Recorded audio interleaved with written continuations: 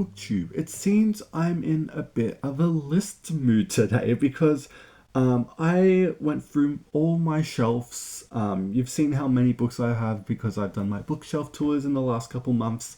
And I thought, what are the biggest books I physically own? A lot of people have done this type of video, but I've never done it before. And so I looked around, I searched high and low, and I found the top seven now. I didn't bring them out because I know it's part of the video to show you, but the books are too big to bring out. To be honest, they kind of just wedged there. But I conveniently counted all the pages, and I did count like glossaries and notes and all that stuff. So it's not technically the biggest like story I have or whatever, but in terms of just physical pages in a book, this is what we're gonna go off. And let's start. So dead last at number seven. Is Duck's Newburyport by Lucy Ellmann. My edition is 1,040 pages. I love Ducks Newburyport. What do you want me to say? One of my favorite novels ever. Like, it's so relatable, and I'm not surprised. You know, the fact that it's so big just tells you how great it is. But I love ducks. So let's go to number two, which is Montaigne's Essays, the Big Penguin version.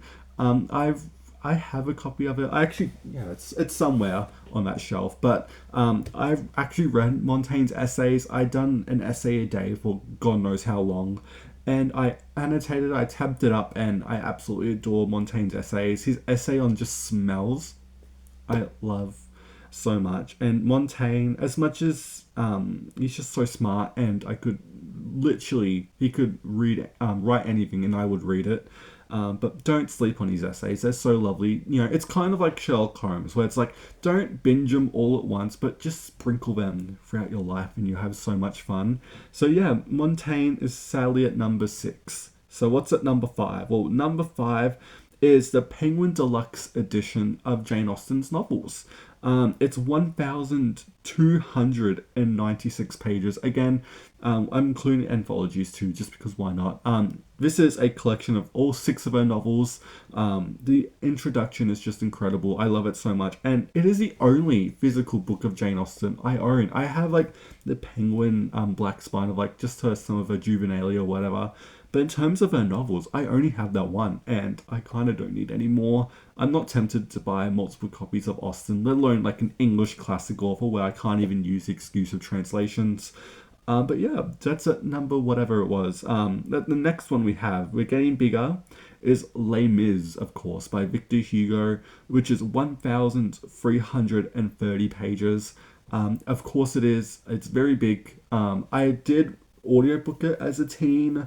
I done it during lockdown, and I literally went stir crazy in my bedroom, doing my schoolwork, literally starting that audiobook at like 7 in the morning, getting ready for school, and you know, working with the audiobook on in the background just as, you know, something to listen to, and then, you know, school being over, and then literally sitting in my room just laying there listening to Les Mis.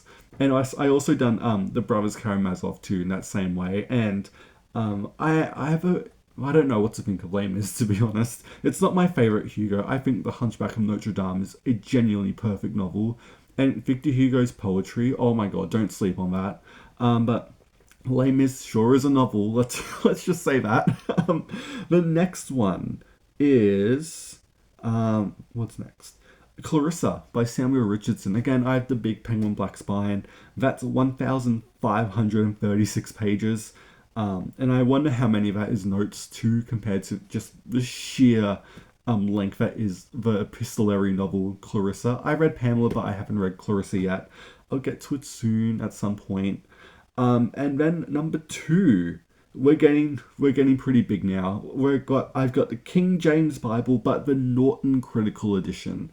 I have it there at the very bottom shelf. It's so big, and that is 2,304 pages. It's very big. It's very floppy too, because it's just, you know, the spine is just non-existent at that point.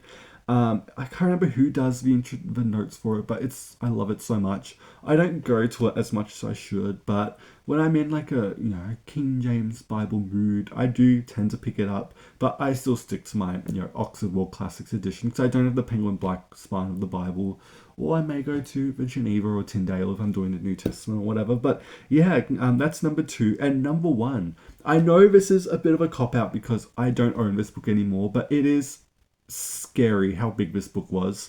So technically, the Norton King James Bible is number one, but in terms of just all time what I owned, I had a I don't I you can see a photo of it somewhere on like secondhand or whatever, but I had a complete novels of Charles Dickens, just all 15 books in one volume. It was by I think Hammerlin Press. It was like a big leather bound edition that came out in 1986. It's of course double columned and there's no illustrations. Again, if you just search up Charles Dickens complete novels, Hamlin Press, you will see how big it is. I found it at like a yard sale, garage sale, and I saw it and I was like, I need that in my life. And then I never looked at it, and because well, I'm not the biggest fan of Dickens, but also at the same time, I don't need that in my life.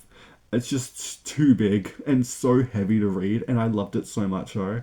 But I counted it at one point just to see how much it is, and it was a insane 2,429 pages.